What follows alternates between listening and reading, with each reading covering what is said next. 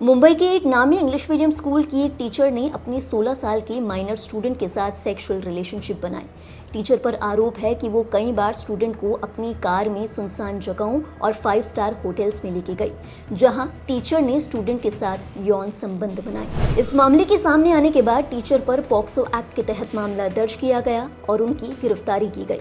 अब खबर मिल रही है कि कोर्ट की ओर से टीचर को जमानत मिल गई है। खैर, जमानत मुद्दा नहीं है, जमानत आज या कल टीचर को मिलनी ही थी। लंबे ट्रायल्स में अक्सर आरोपी को जमानत देर सवेर मिल ही जाती है। मुद्दा बना उस टिप्पणी को लेकर जो कोर्ट ने जमानत देते हुए की।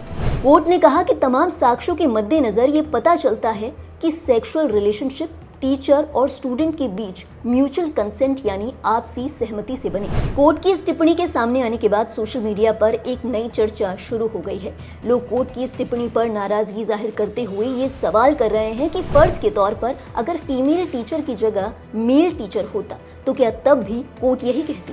क्या कोर्ट तब भी यही फैसला सुनाती? लोगों ने सवाल किए कि क्या हमारे जुडिशरी सिस्टम में जेंडर सेंसिटाइजेशन की जरूरत नहीं है। इस मामले में कोर्ट ने क्या कुछ कहा, डिटेल में आपको सुनाएंगे, लेकिन उससे पहले बताते हैं कि आखिर पूरा मामला क्या है।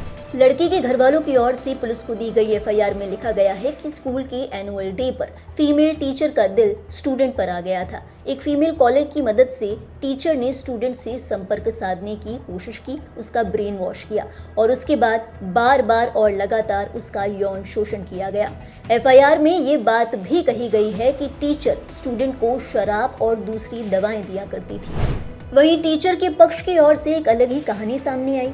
टीचर के वकील ने कहा कि ये सारी बातें मन घड़ंत है। दरअसल टीचर और स्टूडेंट के रिलेशनशिप के बारे में लड़के के घर वालों को पहले ही पता था। लड़के की मां उन दोनों के रिलेशनशिप के खिलाफ थी और ये एफआईआर जबरदस्ती कराई गई है। टीचर ने कोर्ट में अपनी जमानत याचिका दाखिल की। इस जमानत याचिका में अपने पक्ष में कहा गया, वो लड़का मुझसे इमोशनली अटैच था, मुझे अपनी पत्नी कहा करता था। उसने मुझे कई बार हैंड रिटर्न नोट्स भी भेजे। उसके शरीर पर मेरे नाम का टैटू था। इन तथ्यों को जानबूझकर पुलिस ने एफआईआर से हटा दिया। मैंने उससे दूरी बनाने के लिए अप्रैल 2024 में स्कूल से इस्तीफा दे दिया था और जोर देकर कहा था कि मैं तुम्हारी मां की अनुमति के बिना तुमसे नहीं मिलूंगी। हालांकि तब भी वो मुझसे कांटेक्ट करने की कोशिश करता रहा। अपनी जमानत याचिका में टीचर ने अपने 2 बच्चों का जिक्र भी किया। उन्होंने लिखा कि मैं 11 साल के जुड़वा बच्चों की सिंगल मदर हूँ। मुझ पर बहुत सारी जिम्मेदारियां हैं। मेरी एक बेटी को सांस की बीमारी है। मेरी प्रार्थना है कि मेरी परिस्थितियों को देखते हुए थोड़ी नरमी बरती जाए। टीचर ने कहा कि मेरा जेल में रहना मेरे बच्चों की एजुकेशन और मेंटल हेल्थ पर असर डाल रहा है। इस जमानत याचिका का लड़के के घर वालों की ओर से विरोध किया गया। कहा गया कि टीचर अगर बाहर आती है तो वो लड़के को इन्फ्लुएंस कर सकती है और सबूतों के साथ छेड़छाड़ कर सकती है।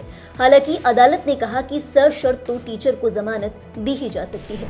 इस मामले की सुनवाई कर रही विशेष न्यायाधीश सबीना मलिक ने कहा कि क्योंकि ये ट्रायल बहुत लंबे समय तक चलने वाला है, ऐसे में टीचर को गिरफ्तार करके रखने का कोई मतलब नहीं बनता। कोर्ट ने कहा, पीड़ित लड़के की उम्र 16 साल से अधिक है। दोनों पक्षों की ओर से ऐसे सबूत सामने आए हैं जो ये दर्शाते हैं कि संबंध आपसी सहमति से बने थे।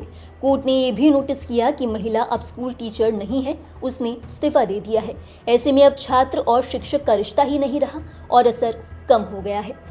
कोर्ट ने महिला को जमानत तो दी, लेकिन उसके लिए कुछ शर्तें भी रखी। कोर्ट ने ये भी कहा कि अभियोजन पक्ष के साक्ष्यों से छेड़छाड़ करने की मनाही होगी और कोर्ट ने चेतावनी देते हुए फीमेल टीचर को ये भी कहा कि अगर किसी शर्त का उल्लंघन किया जाता है तो ये जमानत रद्द करने के बराबर होगा। सोशल मीडिया पर इस मामले को लेकर लोग तमाम तरह की प्रतिक्रियाएं दे रहे हैं। आइए आपको कुछ पढ़कर सुनाते हैं। एक पुरुष शिकारी को सलाखें मिलती है, एक महिला शिकारी को सहानुभूति। समानता एक पैरोडी है।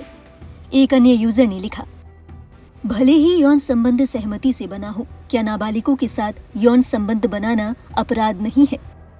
एक और यूजर ने लिखा, लिंग भेद उलट दें, जो आदमी करता है उसे पूरे मुकदमे के दौरान जेल में रहना पड़ता है। समानता की हकीकत। कोर्ट की इस टिप्पणी के सामने आने के बाद एक बार फिर से आईपीएस शिवांगी गोयल का मामला चर्चाओं में है। बता दें, आईपीएस शिवांगी गोयल ने अपने ससुराल वालों और पति पर डोमेस्टिक वायलेंस का आरोप लगाया था। हाल ही में सुप्रीम कोर्ट ने इस मामले की सुनवाई के दौरान कहा कि आईपीएस अधिकारी की ओर से लगाए गए तमाम आरोप निराधार हैं और सजा के तौर पर उन्हें अपने पति और ससुराल वालों से माफी मांगनी होगी।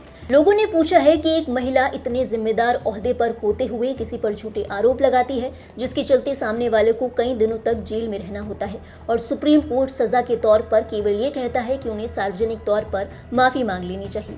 क्या ये माफी बतौर सजा काफी है? इसी बीच सोशल मीडिया पर कई लोग आईपीएस शिवांगी गोयल के केस को आईपीएस अंकित मित्तल के केस से कंपेयर कर रहे हैं। एक यूजर ने लिखा, बाईं ओर आईपीएस अंकित मित्तल, पत्नी द्वारा दुर्व्यवहार की शिकायत पर 1 साल से निलंबित। दाईं ओर आईपीएस शिवांगी बंसल, पति और उसके पूरे परिवार पर दहेज, घरेलू हिंसा, बलात्कार के झूठे मामले दर्ज कराए। यहाँ तक कि SC/ST एक्ट में झूठे मामले भी दर्ज करवाए। माफी मांगकर बच निकली। बहरहाल सोशल मीडिया पर होती इन तमाम चर्चाओं को लेकर आपके क्या विचार हैं? क्या आपको भी लगता है कि जब बात किसी महिला की आती है तो कोर्ट पक्षपातपूर्ण व्यवहार करता है? अपने विचार हमें जरूर बताएं कमेंट बॉक्स में। और देश और दुनिया से जुड़ी बाकी अहम खबरों के लिए आप देखते रहिए लाइव हिंदुस्तान।